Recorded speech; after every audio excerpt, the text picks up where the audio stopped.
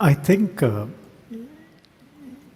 we should not overemphasize the importance of CMIO classification, because if you look at it, in most aspects of our life, we don't think along CMIO lines.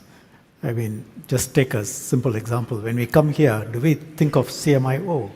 It's useful in specific contexts.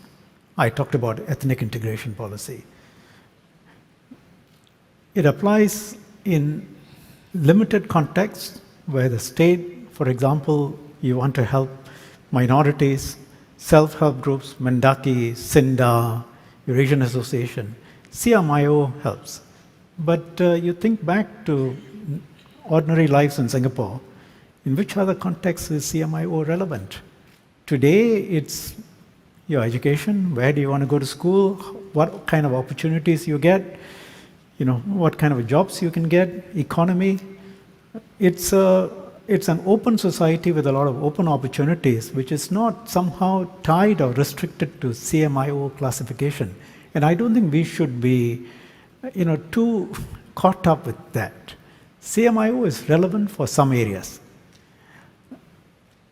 Do we do away with it? You heard me speak about EIP, why we need in some contexts, but I don't think it defines us in many other ways. That's my view. Quickly, because I have a view too.